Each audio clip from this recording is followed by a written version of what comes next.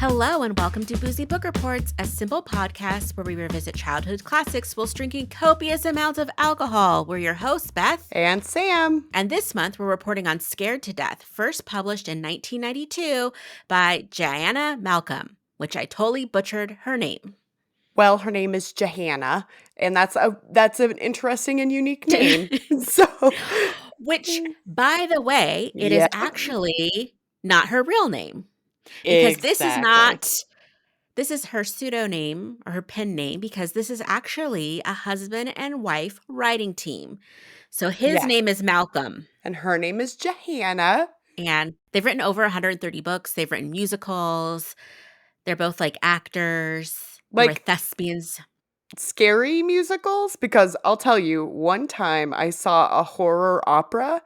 And that genre does not work. I think we've talked about this before on the podcast, but opera is slow moving and doesn't really work for horror. I don't think all of them were horror, and I don't think the musicals were, but I honestly didn't do a deep dive into their lives because I was like, this book was enough. Anywho, before we get into this book, though, we're going to get into some cocktails. Yeah. So, full disclosure, Beth, you picked both of the drinks this month. Well, I was inspired because this was my book. This was your book. So, your cocktails, and you're gonna hate them. Well, one of them I think you'll like. One of them I think you're gonna hate. So, the first cocktail we did was a Manhattan, which is a classic cocktail. Yeah. I made it by myself because Sam and I are parted right now. Proud.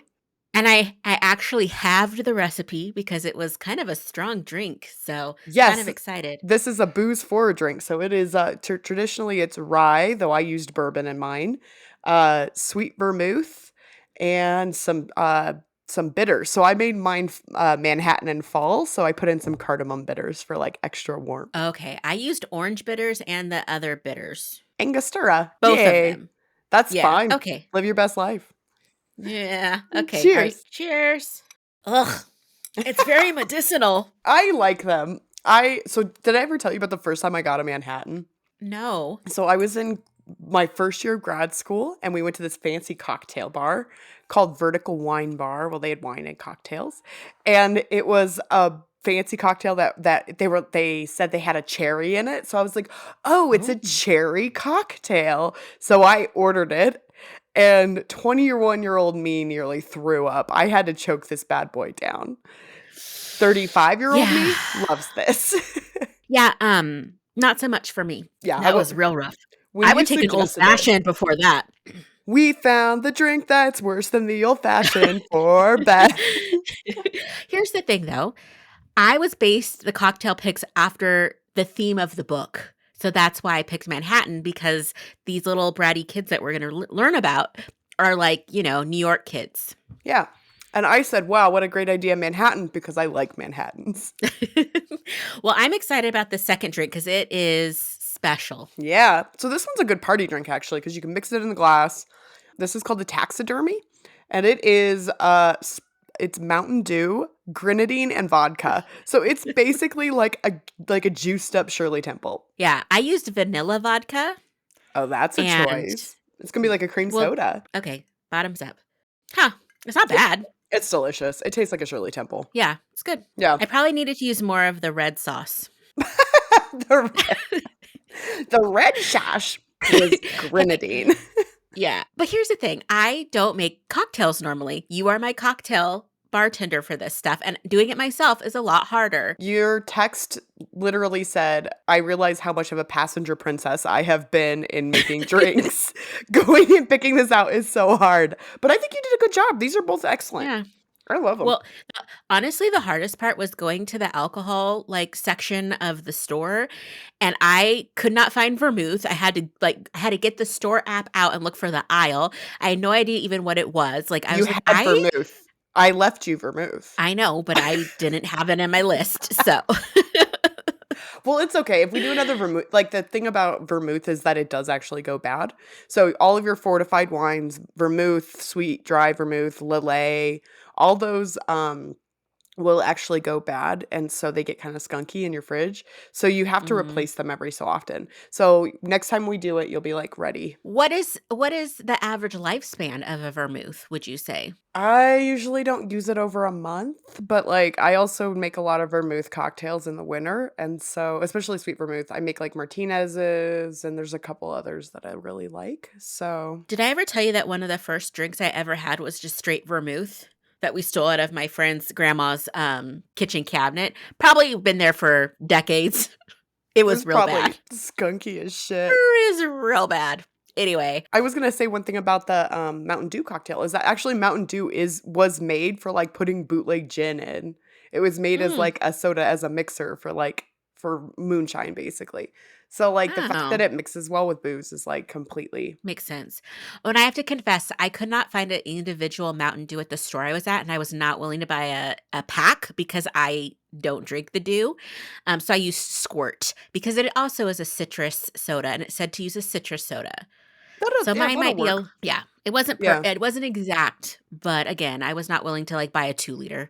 Yours is more like a my first drink actually when I turned 21 was a Dirty Shirley, which is Shirley Temple with vodka, Mm. and that's basically what this is. So yeah, it's a bit of a Oh, flashback. nice. It's nice. Very good. Well, this book was a flashback for me. The copy that I'm reading is my original copy. Oh my goodness. I'm almost 100% that I got this book when I was in 5th grade, maybe 6th grade. I would have read it when I was 11 years old, and That it feels like the was a right doozy. age. That's the right age for this. I had no recollection of it, but as I was reading this, I was like, Sam does not like scary, and this book's actually a little bit scary. Yes. So I fully admit that this has taken me longer to read than I would have liked. And we actually had to delay the podcast recording this week because I could not read this at night. Like, I just couldn't do it. I was like, this is actually kind of creepy. I hate this book. And it doesn't even have any fun fucking historical footnotes for me to go through. So this is bullshit. I I'm don't. so sorry. So I had to read it in the daylight with like the fireplace on so I could like feel cozy and not scared. Oh my gosh, and I had maybe an opposite, reaction, but anywho, You like horror. I'm a secret horror fan, Mhm. yeah, it's and this is my season. I've been trying to watch a horror film every single night before bed. Like today, I was just like, "I need to take a nap." I'm like, "I'll throw on Saw 2, just as a little background noise." Oh, So, Jiminy Christmas. I I mean would like be peeing myself. This would be so bad for me. so yeah, anyway, before we get into all the dirty details, Sam's gonna read the back of the book so you have a general idea of what we may be talking about. Muffy, Elliot, and Quentin Bullock are three rude, crude kids. They swear, they play horrible pranks, they burp. No one will ever babysit for them, not if they want to make it out alive. Then Mr. and Mrs. Bullock accidentally hire the meanest hag of a babysitter that the kids have ever seen. She's almost as bad as they are. But the Bullock kids are going to scare her good, so their sitter never comes back. Only this time, they go a little too far. Oh my gosh. This book is something else. So it starts off with these 3 kids that had been away at boarding school. Summer's out. They're back home with their parents, headed for a few week long family trip. The parents hate them. Like cannot stand these kids. Okay, so Like, this whole thing is like how shitty these kids are.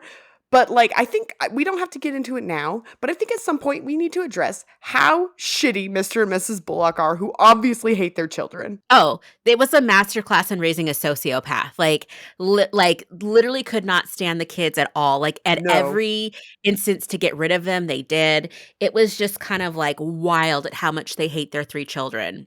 Yes. Yeah, A- I And agree. that they say it to the kid's face is like, No, I don't want to be around you. Yeah, No, these I can't are wait till we find a sitter." Yeah. your children. Yes. They're like denying them. Yeah. So there's 3 kids. There's Quentin, Elliot, and Muffy. And Quentin's 12. He's this scientific kid who has all these specimens of taxidermied rodents that he has collected, and I, I, Red I don't flag. even know. Huge red flag. Remember, you just said masterclass in raising a sociopath.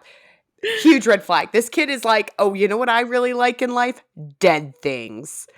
So did you guys ever find one time in middle school we were going through all the cabinets and we found the specimen jars from like the Mm. 60s. And it was Oh all these gosh. things like preserved in formaldehyde. It was really okay. So now I'm gonna sound like like the I sociopath I just railed against. no. But like it was kind of cool. It I'm was into super it. Like, cool. it was just at kind of like a witchy Halloween festival type thing. Yeah. It was like a street fair, and a lot of the booths were just like, "Eh," but one of them had, like, preserved a snake and a rat in a jar together, and I was seriously debating buying it because I just want a specimen like that in my office that I wanna build. That would actually fit into your I feel like that would fit into your aesthetic really well. Like, you would have Yeah. all of this, like, lovely, organic, beautiful things, this beautiful local art, and then bam, specimen jar. Oh my gosh, I I was support it. obsessed. Yeah, I was here for it. Recently I went to a museum and, like, the thing I loved the most was seeing all these preserved specimens. I was like, "I really Yeah. think I want a rodent specimen." So, that's the only part of this kid that I connected with, but, like, yeah, he's a straight up psycho. Well, I keep thinking, where did he get all the damn rats and bats? Like, how many rats and bats are I mean, rats in New He York, like, sure. We've all seen the Yeah. video of Pizza Rat. But bats? Where the I frag is he I getting all know. these bats? Are Well, and there I was bats like, in New "Okay, York? I don't know." I feel like there's bats everywhere. Have you ever seen a bat? No, not Like, in in the real wild? life. Maybe No, I neither of don't us are good candidates for going into the wild enough to see a bat. I mean, especially me, like, out of the 2 of us, at least you've gone camping in the last 10 years, like, I have On not a ventured Frisbee out into field. nature. Yeah. I camped on a soccer field. There was no Okay, bats. just kidding. So, but I think he had a lot because at some point he has a bag of them. So, there's a middle child named Elliot who they keep calling him Piggy, even his Yeah, parents. Like, and everybody all fat he's just shames eating all Elliot. the time. Yeah, he has, like, candy, like, stuffed in various places on his body, and he's just always eating. And then there's Muffy, who's 9, and is just this whining, tattletale, annoying little girl. And is very, often call her prissy. So I wanna come back Uh-huh. to Elliot. Elliot, relatable. Elliot was, like, the only kid that I was like, "Yeah, hungry. I get it." I was Mhm. also hungry. I had no problems with Elliot. No notes. I feel like he was not quite as rotten in some ways. He was very, Augustus Gloop, like Yeah, that the kid from Charlie and the Chocolate Factory. yeah, who falls into the chocolate river. Yeah, so, I don't know. He's also he's bullied from all angles. Like, the kids Oh, are yeah. kinda shitty to one another, but they are all very shitty. The parents and the kids are shitty to Oh, Elliot. yeah. Justice for Awful, Elliot. and then there's other people further along in the story that are mean to him too and call him Yes. names. So, a lotta Elliot had some issues to work with, I'm sure, in his adult years. Therapy for Elliot was very important. So the story starts off like we kind of see this family dynamic of parents that are just disinterested. Their kids are very much private school kids that go to boarding school, that they don't spend a lot of time with them and they don't desire to. And whenever they can, they have a nanny or a babysitter. And the kids' claim to fame is that no babysitter will babysit for them twice. And they do everything they can to antagonize and harass and just make their babysitters' lives like miserable. Yeah, they even say they'll fight all the time, but the minute that a babysitter comes in to challenge them, they will unite and destroy them. Oh, yeah. Which we see right away because the family rents this van to go up to Maine to go to a house to stay for a few weeks during the summer. And on the way, they pick up this young, beautiful, babysitter. And the kids are like, I bet we can get rid of her in like 5 minutes. And they proceed to do so. Yeah. This girl gets into the van with her little suitcase. She's all packed, and the kids are just like, "We're ready." They're like, "We stay ready." And so Quentin takes this kind of grotesquely taxidermied rat out of his bag, and he throws it at her, and she freaks out. I mean, I feel like they're going down the turnpike. They're not really, like, they just had left their house, but like the girl like flings the rat on the dad, who's now swerving in traffic. They pull over, and she's like, immediately no, gets off on the side of the highway, and it's like, "I will walk home. Yeah, I'll Bye." figure this out. Yes. Yeah. The children, like you said, don't have to get ready if you stay ready. If you're just constantly geared Mhm. with an entire sack duffel bag full of dead animals, you're pretty much the definition of ready for terrorism. Yes, and they are so proud of themselves, and the kids the dad and mom are so furious, the kids go dead silent, and they're just sitting there smirking and so happy for the rest of the car ride, like, "We did it." There's, like, one comment where they're like, "Yeah, they did it in, like, they thought maybe by the end of the day they'd get rid of her, and it was like 4 Yeah. minutes. Yeah, they're like, They were, record like, time, so so impressed with themselves. So the family finally gets to where they're staying, and it is a what again, this was in 1992, so there was no internet, so there's no Airbnb. They just rented this mansion, and it's all falling apart, spider webs, just brokenness, looking like an old witch's house. Yes, I imagined the house from Jumanji. When Oh, they yeah. go to Yeah. Jumanji and then they go to the house there and it's like all the everything's covered in sheets and stuff, and the kids are all ticked off about it. Yeah. They even talk about, Muffy, like, taking down, like, removing the sheets off the furniture and Yes. piling them up, and, of course, the dad is just pissed because, like, I mean, they want luxury. He's a fancy New York lawyer, Yes. and so he was super annoyed. He's also annoyed because the mom and dad already have dinner plans. They are already, like, ready to go, and so they're like, "Well, we can't leave you guys here. We need to call someone." Yeah. It's like, "Somebody find me a phone book." I was just Flippy dying. yellow pages. Yeah, I know it made me laugh. I'm like, I wonder how many kids today, if you were like, "Do you know what a phone book is?" They would just be like, What are you even talking about?" It's that one thing that comes on the doorstep once a year. That's, like, what it would be, and then Yeah. mom puts stuff on top of it. Yeah. So they find one, it's, like, from 1953, and the dad's like, "This is not helpful." And so I think they find another one because the one from 1953 has, and again, this shows the fact that I'm not educated in how phones used to work, but it didn't even have a full number. You have to used to, like, call in, like, it had, like, a name and then an extension. Do It's like you a party line or something. I feel like that was actually, like, true in the town I grew up in, where you didn't have to dial 303 if you were dialing a local Mhm. number, which was, like, our local area code. Yeah. I feel like we didn't have to. It was only I just remember my mom telling me, like, "Never dial 1 because that's long distance, and then I have to owe money." When I was a kid, so I was technically long distance from all my friends. So, if I had to call my friends for homework, we actually had to, like we had this, like, special membership thing where, like, you had to dial a special code so you could, like, call your friends because we only got, Oh like, my 30 long distance calls a month, and so there would finally be a point where I'd have to tell my best friend Courtney, I'd be like, "Courtney, you have to call me tonight because 'cause I'm out of long distance codes. My mom says I can't Oh use anymore." gosh, it sounds like early cell phone minutes, Oh like my gosh. I remember I sent my like, a text. I wasn't supposed to send texts because we didn't have texting, and I got in so much trouble. Once my mom hung up on somebody because she was like, "You're not from Verizon and you're using my minutes." It was like a telemarketer. She, like, hung up on them after yelling at them for using her minutes. Oh my gosh, that's wild. And now we have, like, unlimited data plans. Kids today don't know the pain. They don't even know what a dial tone sounds like, a dial-up modem. They don't know what it's like to not get on AOL because mom's expecting a call. Oh gosh. Well, these little hoodlums, Yes. they were campaigning hard to stay home by themselves, and their parents are like, "Absolutely not. You're literally What gonna, like, tear this place down."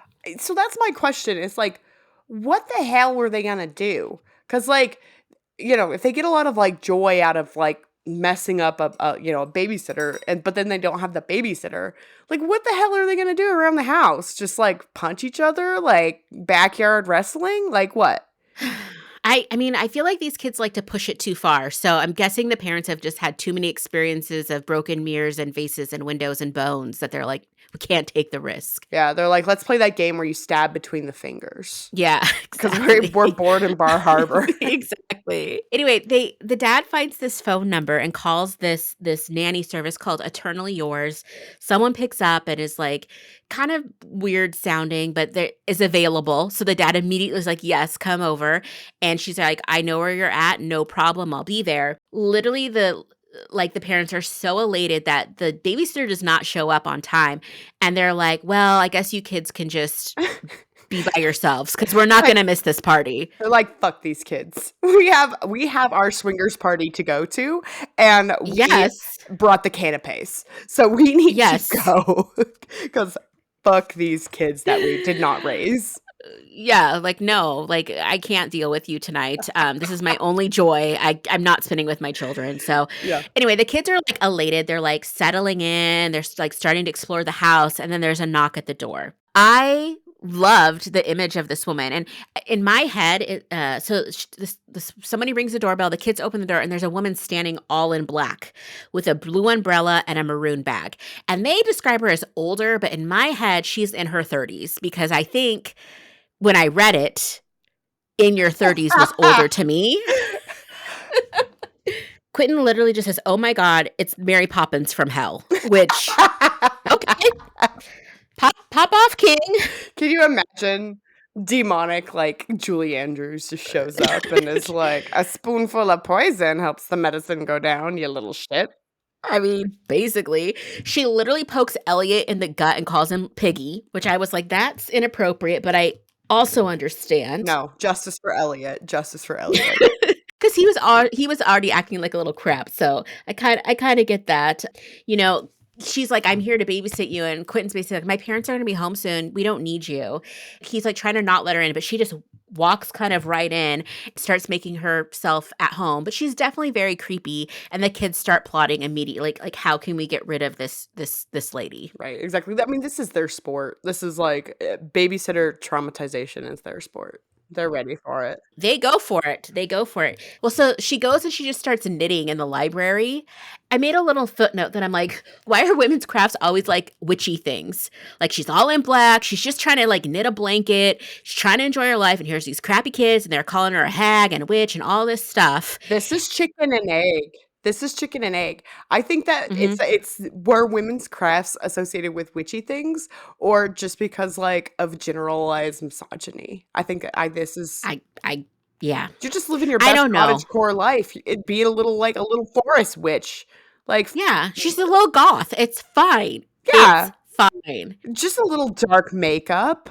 Who doesn't like a lace overcoat? I mean, and like pointy black boots. It's an aesthetic. And if It's a vibe. if it's October, a dark lip is very appropriate.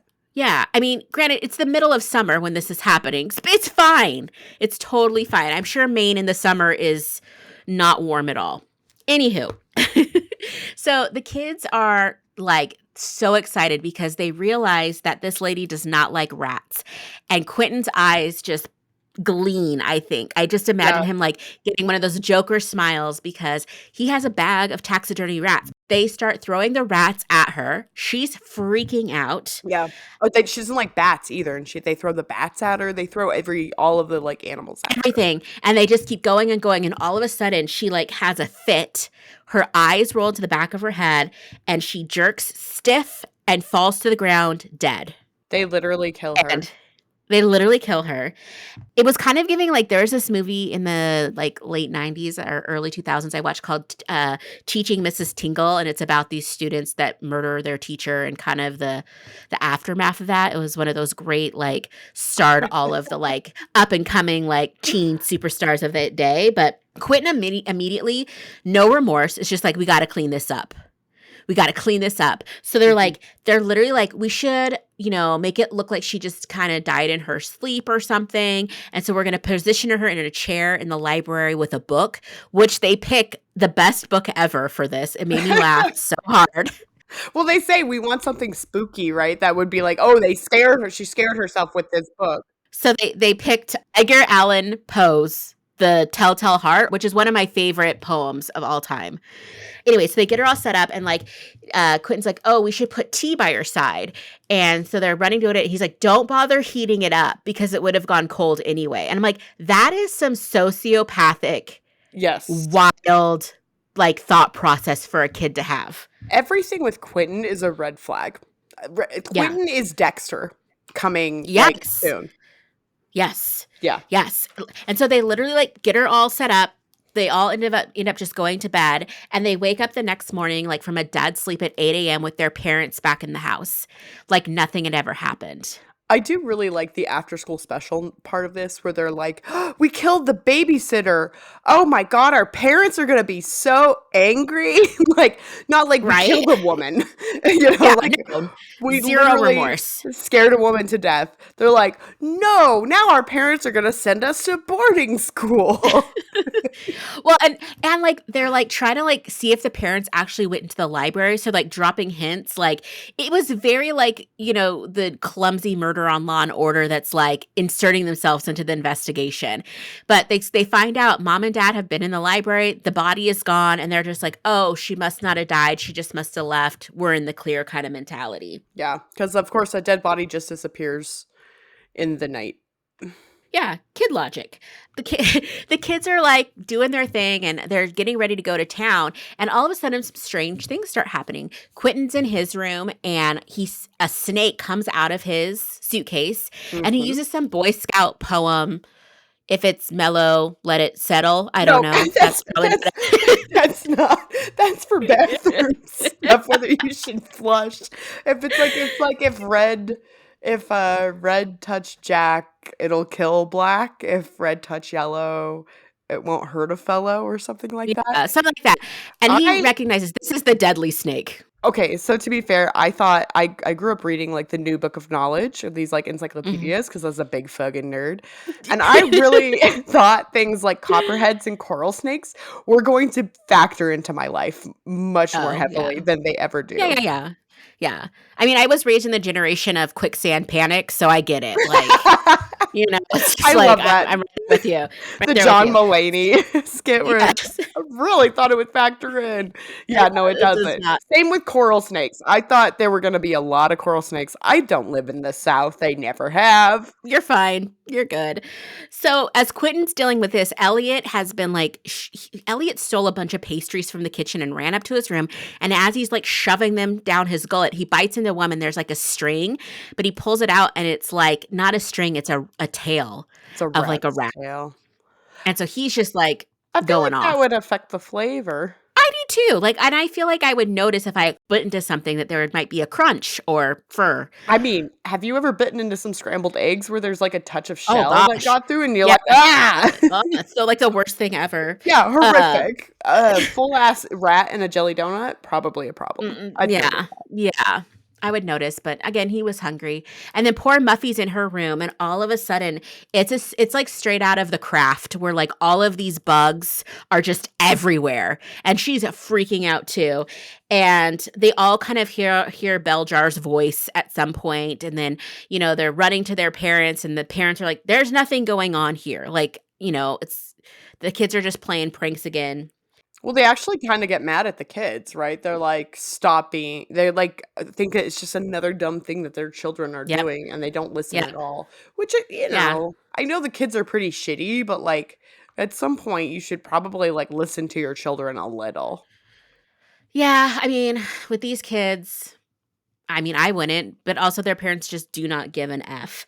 I controversially, maybe, I think this is another entry into our hall of what the fuck are the adults doing? Yes. Yeah. There's a lot of that in the books we read of just like, is there an adult in the room? Nope. Yeah. Okay. Yeah, exactly. Okay. Like, I mean, sure, maybe your kids are kind of shitty. Whatever.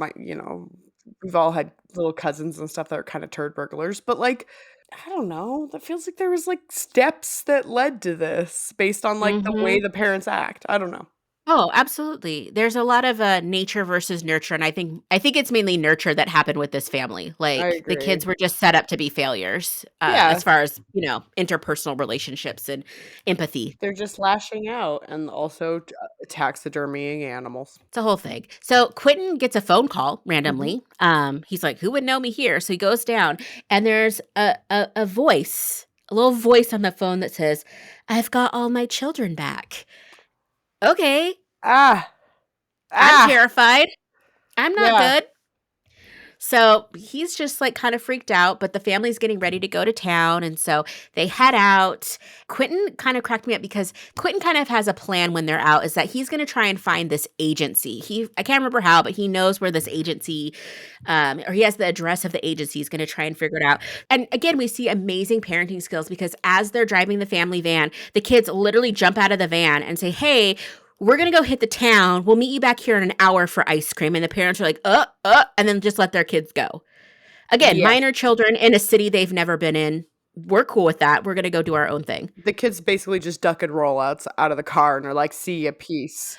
Wild. And so their navigation skills are like nothing else I've ever seen because like they find this little hole in the wall shop that was in an alley that was like completely has been abandoned for years, and they go in, and it was this old, nanny service, and they're looking around, and there's all these newspaper clippings of this, how this nanny, bell jar, how she disappeared while working for this family that just so happened to live in the house. Which also disappeared. They also, like, left in the night, you know? Yes, because when the kids were first exploring the house the first night, they found a nursery that had, like, all the toys still there, the crib, and it was just gone.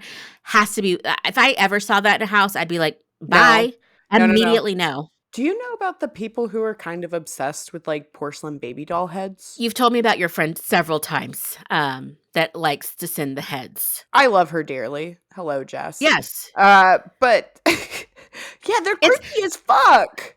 I I mean, hate them. there's a lot of doll collectors and collectors of things like that. There's a lot of people that do that urban. Oh, the urban spelunking. Yeah. Yeah, no, no, no. There was an old like an old school that was over by where I Mhm. lived in grad school, and definitely read the like LA urban spelunking like entry about that one. There's a lot of TikTokers that have channels that are just dedicated to exploring those spaces, and sometimes, like, they'll go into houses that have been abandoned, but, like, with all the stuff in it, and it's these, like, weird time capsules that are super creepy, and, like, I'm like, that wouldn't be my vibe. Did you ever do that when you were a kid? Break into someone's house? No. Okay, so we definitely did. It was like a home that had been abandoned. And, Okay. I don't remember how we found this out. I know it's kinda fucked up, but, I don't remember how we had found out that it was abandoned, but somebody had figured out that you could, like, jimmy open a window or a back door. I can't remember how, but we, like, went through this house. I'm pretty sure it was, like, I think it was kinda sad. I think it was, like, a foreclosed home, but, eventually that was, like, they must have figured out that the kids were, like, getting into the house, and, like, probably somebody was, like, smoking pot in there because it was my hometown, and that's kinda what you did. Yeah. But, yeah, I definitely when as I was a kid, I broke into, like, an old, like, abandoned home, Oh and, my like, we just gosh. nothing happened, we didn't take anything from it, and, we just kinda walked around and we're like, "Whoa."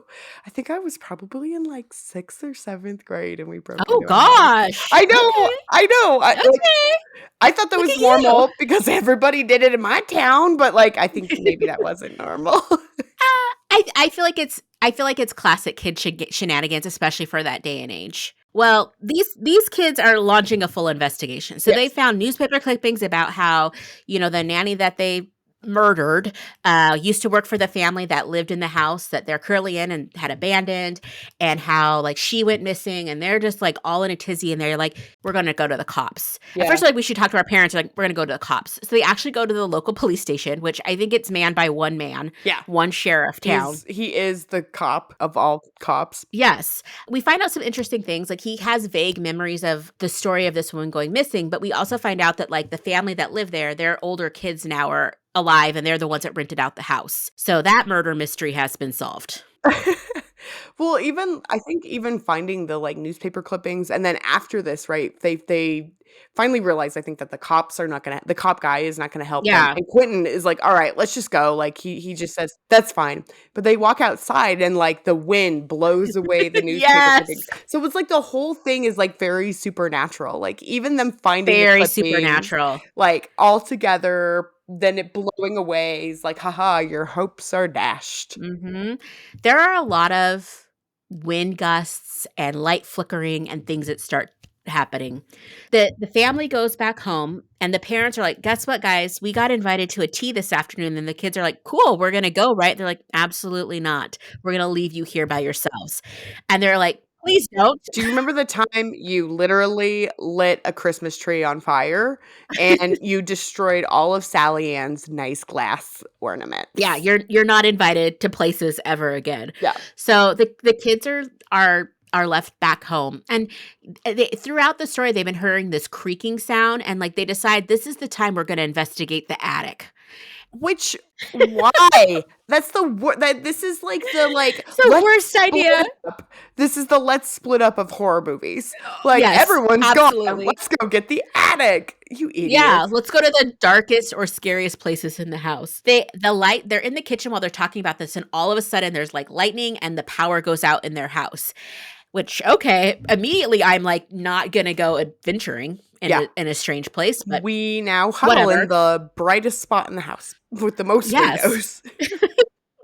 But the kids, like, they grab candles and they go upstairs and they try to open the attic and it's locked and they're looking around and there's a little skeleton key. And so they open it and they go in there and they see Beljar. They're like, oh, there she is. And then one of the siblings is like, but wait a minute. Why is the door locked from the outside if she's been hiding inside the house? Because the kids were convinced this lady has just been living in that house for the last, 50 years. And that, nobody's been there. So she's just like a squatter. Remember that story out of Japan? Yes. I was 100% thinking about this.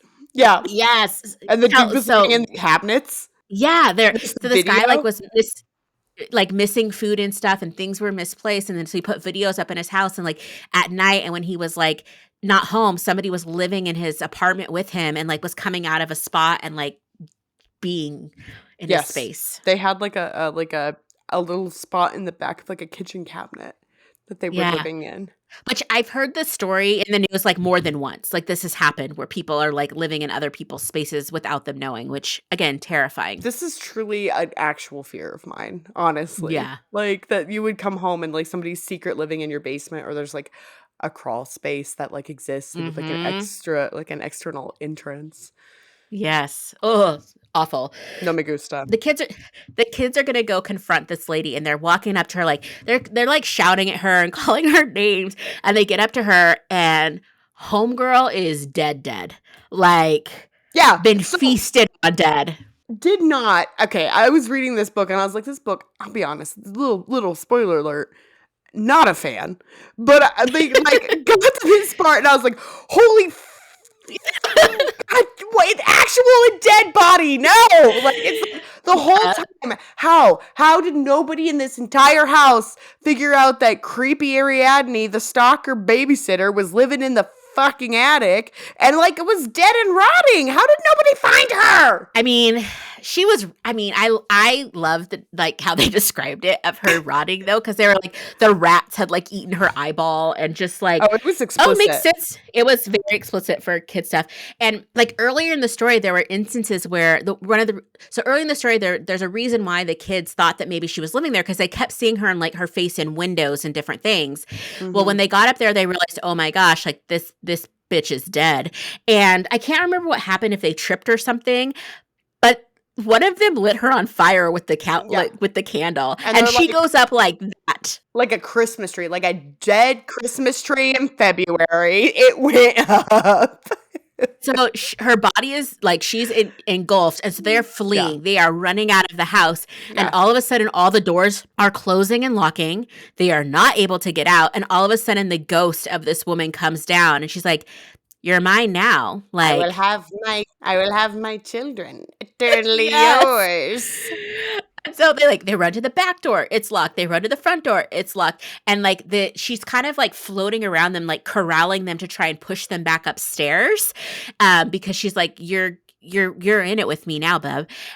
Thankfully, Quentin finds this one last disturbing rat to throw at her. She freaks out. They had wrapped themselves in like some of the sheets that had been covering the furniture, and they like throw themselves out the front window just as their parents are driving up to see the whole house just inflamed. Is it bad that I was like the whole time I was like, oh, these little kids are definitely going to like this is the one thing that probably wasn't their fault, like the dead woman in the attic. Like they have done some shit. But like, and sure, they stumbled and tripped with the candle. They probably shouldn't have done that. But like, this is the only time I really felt some like real sympathy for those kids because I was like, oh, they're fucking going to military school now. Like this sucks. These kids are shipped out. Yeah, and I mean, and Quentin confesses to like playing with matches as the reason why the house fire started. They don't really tell the whole story of finding the. Do you think though that's like possible? I mean, maybe like Bar Harbor 1992 with one cop. But like you can find human remains after a house fire. That's like why this is not an effective body disposal technique. I think they just bounced really early before the investigation was done because basically like the fire happens and like immediately they're like in the van like ready to go home. So it's like, well, that was fun. Bye. No house. Getting out of this town. So the family's all packed up. They get in the van and the dad's like kind of talking to the kids like, hey, like we really like we kind of lost everything. Dad's talking about taking them to somewhere. The The LL Bean The shop. LL Bean outlet, because they're like, we're in Maine, when in Maine, let's get some waiters, and we're gonna Yep. get some flannel. Okay, we're gonna look like lobstermen, lobster Uh, trappers. so Muffy's like, did anything survive the fire? And she's like, and she's like thinking of all her dresses and how all her beautiful things. And her dad's like, yeah, a couple things, like Quentin's bag. And Quentin's like, ugh, but like, all my taxidermy animals are ruined and blah, blah, blah. And then he's very excited though to start a new one. They're like, Yeah, Muffy's like, well, what else was found in the fire? And like Mr. Bullock, being the man he is like, oh, some rubber boots, a fishing hat of mine, and your mother's maroon tapestry bag. And the kids are like, hmm? He's like, yeah, there was a blue umbrella with it too. And so the kids slowly look back into the back of the van, and here sits this umbrella and the maroon bag from the babysitter. And then they look in the mirror, and guess who's sitting with them? it was absolutely like end of a horror movie. Perfect. Like Ariadne's there, like, yes, children, I am eternally yours. Like literally the book ends with no hope. They turn the ghost of this woman is behind them, and she's like, yeah, she says eternally yours, and that's a promise. End book. Done. No hope. Like there's gonna be a time like 15 years from now, like Muffy's gonna be at a sorority party doing like a keg stand, doing the beer bong, and she's gonna turn around and like Ariadne's gonna be there and be like, chug, bitch. Like, Yes. Oh my gosh. Down in one, little bitch. Like, why? Why is this? I hate this. Beth, I hate this. I hate this so much. I did not know. I did not remember how scary this book really was. This is a children's book, and it kind of had me on the edge of my seat, and it was good. Like, I could see this being a movie and being like, yeah, that was great. No. I loved it. I fucking hated it. I was like, started to read it, and I was like, oh no, this is actually spooky. Like, I have to read this in daylight. I hate this. Yeah. I hate every moment of this. I mean, to be honest, I read it during the daylight too. That's just more because of timing. And I don't really love reading scary stuff. And after the first chapter, I'm like, yeah, this was a good choice to read this in the not right before bed. But it was good. For a scary book, it was great. So, yes, I will say that. I will give it that. Because, like, a lot of the scary stuff we read for kids, this is what, our third year of, like, spooky, scary tales and Halloween. Mm-hmm. With the exception of the footnotes from Scary Stories, which were so interesting. Yes. This, for different reasons, this was actually decently spooky. Like, this was actually, like you said, could be a horror movie, could be, like, actually scary. Right? Scary. Mostly the kids' scary things are like, and then there was a bowl of worms. Woo! And it's stupid. It's fucking stupid. This was actually legitimately scary. Like I can play the adult version of this in my head where it's like an actual scary ghost and like it's I don't know. I'm shocked no one has like adapted this into like, a younger generation's Annabelle. Like it just is wonderful. No, this one, I think you're right about that. That being said, I hated it because it was so effectively scary. What made it great made it shitty. So I hated it. Yes. Yeah, I give it like 9 out of 10 Terrifiers. Like that I don't know if you've seen or heard that movie, but that's real scary to me. I can't even watch the clips because then I feel the clown's presence over my shoulder. Mr. Art is living with me right now, but it was like for a kid book, this was great. I think it was, I was so scared of it that I must have blocked it out, but I know for a fact I read it because it has water damage and it has like, it's bent. Like I know I read this thing. Ugh, I give this 0 out of 2 desiccated corpses in an attic, but because I don't like it, but because I don't like spooky things. But as a actual horror thing, it's pretty good. It's good. Do you have any like horror films or scary films or books that you've ever liked? I like Signs. Okay. Oh, that's right. Yes. Yeah, I like Signs. It has scary moments. It does. Like all of the stuff. Also, I like Cloverfield, the original, like the Okay. first. I saw that in Mhm. theaters. That was terrifying. Ooh, okay. Yeah. Yeah, OG shaky cam movie. No, actually, Blair Witch is definitely OG shaky cam movie. Yeah. But Yeah. I like the ones. I like a monster movie where Mm. the monster is like you never get to like really see the monster. That's like because Mhm. then it's scary because it's all in my own head. And Signs does Yeah. that really well until like the last scene when like whatever Joaquin Mhm. Phoenix is like whacking glasses of water. But the thing that like Signs does really well and Cloverfield does it well for the same reasons is they like obscure the monster enough that like Mhm. honestly all the fear is your own image of the monster. Mhm. So Mhm. I like those. I like a monster movie Okay. where but like I cannot do like a psychological thriller or the ones that were like, Mm. oh, it was in your head the whole time or like where Oh, reality yeah. is no longer like effective. I like Yeah, yeah. those I Yeah. yeah, those scare the shit out of me. But I like monster movies. Okay. I think, like, I'm not good with the stuff that I don't like clown movies at all. No. Although I just recently rewatched Killer Clowns from Outer Space, and it was fabulous. That's Um, campy, right? That one's yeah, like okay, I that's love different. campy horror.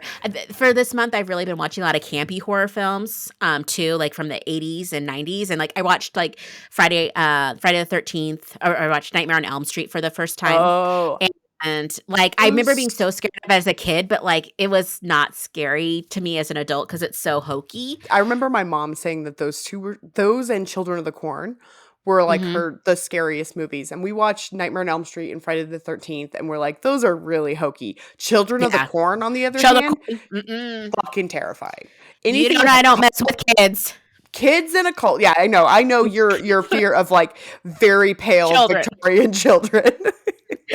Like any kid, I don't wanna see you in a No. film. Yeah. Children of the Corn is actually like that was the one where we were like, "Oh no, this one is still scary." But Mhm. the other two, I remember like the scene is I think it was Nightmare on Elm Street. That's the one with Johnny Depp, right? Yeah, yeah, yeah. Where like somebody gets eaten by like a waterbed and we just kept laughing. We like that we're like that's hilarious. Yeah, and I think too, just because like effects have come so far, and again, like I like Saw, like I like revenge movies that are like twisty and whatever, and it's so gory. I don't love the gore, but it's so realistic in many ways that now when I see the old stuff, I'm like, oh, that's just paint. Yeah. Like that doesn't even have like hemoglobin in it. That's not a word, but you know what I mean. It has no hemoglobin. Yeah, If you want Beth to it's believe not in your clawing. exactly. That's not the right color when it hits oxygen. It's ridiculous. Yes. So Yeah, anyway. you're like, "That's just red corn syrup everywhere. Yeah, That's so it's silly." just like, there was one I just watched that's like a cult classic. I think it's called Prom Night, and it stars Jamie Lee Curtis, and it's like one of those like Oh, because she's like OG scream queen, right? oh, yeah, and Yeah. it's like it was so like, none of the murder scenes were good, it was super hokey, and I was just like, "Oh," but it's like one of those films I think that if you would have saw it in its day and age, because I think it came out in, like, '82, it would have been scary for that time because there wasn't stuff like that, where now you see it and, like, I didn't even see anybody get murdered, really, like, it's Yeah. been kind of benign, so which also just tells you how desensitized we are as, a nation. Do you know what movie is still scary to me? Even just the thought of it is The Ring. The Ring Oh, I is don't I don't mess like with that. Mm-mm. so creepy. That video from The Ring is like so Uh-uh. creepy to me. Do Listen, you I'm struggling right now because I watched a behind the scenes of the movie The Terrifier with this guy, clown named Art. I've never seen the movie. It's on its third leg, like the third one just came out. And they're showing the guy getting put in the clown suit with crazy teeth and all this stuff. ah, And that scared me. The behind the scenes footage of a man getting in costume. And I was like, nope, not yeah. for me. Uh, the previews for Paranormal Activity. I could not sleep Mm. after I saw the previews for the Oh, first Paranormal Activity, and was like, "Yeah, no, I will never watch mm-mm. that." I haven't watched Yeah. it. I've only seen the previews. But I watched that movie, I think on a download on my old iMac, and I think it was, like, in a 3 by 5 screen maybe that was I pixelated, and that was too much. I get it. Yeah. That's scary. That's a anything where I think actually what's scary, I think we've said this a little bit before, but what's scariest is my own imagination.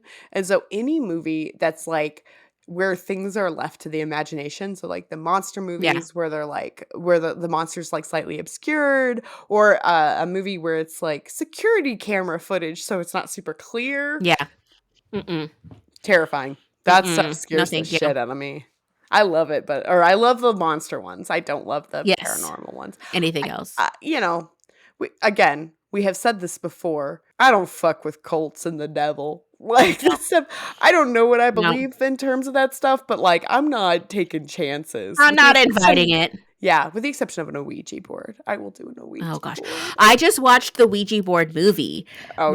which it had some good jump scares, but it wasn't like I wasn't terrified. Yeah. Did you do Oh yeah, I Ouija did Ouija board. Oh yeah. Yeah. Yeah, I did. I did at a summer party once, and we had a candle going. It was just me and one other girl, and the candle was burning so low that it turned kind of blue because it hit the wax or something, and she freaked out and threw the Ouija board across my room. So, and I'm like, this is from Parker Brothers. Like, this ain't. We're fine. Yeah. We're not calling upon the spirits of anything. Light as a feather, stiff as a board. I don't know, man. Oh, It's that's good times creepy too. stuff. Creepy stuff. Anywho, in a big departure, next month, we're switching gears. Thank goodness. Yeah, we're reading The Glass Menagerie. Oh, that'll be fun. Oh, Yeah, cool. I'm excited about that. yeah. It's like a return to ninth grade. I haven't read it since then, so I'm kind of excited. I have Perfect. very fond memories, and so I always love it when we have fond memories of a book, and then we read it, and it's like, well, Yeah. Turns out that book's homophobic. Womp, womp. well, I hope you're able to sleep well, and that I'm gonna go do other things. Taxidermy rat doesn't cause you any harm tonight. Okay. There used to be a really good website called Regretsy, which was all about bad stuff sold on Etsy, and there was always like a special category for poorly done Yeah. taxidermy. Magic. I think I'm just gonna go find a couple videos or a couple sites of poorly done taxidermy because it is I may have tried to fantastic. find some to ship you prior to this, and it just didn't happen. I would have loved it. Like yeah. a squirrel in a suit dressed as Mr. Peanut. I would have like, Something goes to my more, office. something more A little nefarious. Something to get you Beth, no. No no spookies. If you're enjoying Boozy Book Reports and would like to support the show, you can share episodes with your friends and family, follow us on Instagram and TikTok at Boozy Book Reports, or leave us a positive review and rating. All of those things help us grow. Our theme music was created by the Finley Ghost. Check out their latest album now. Thank you and happy reading.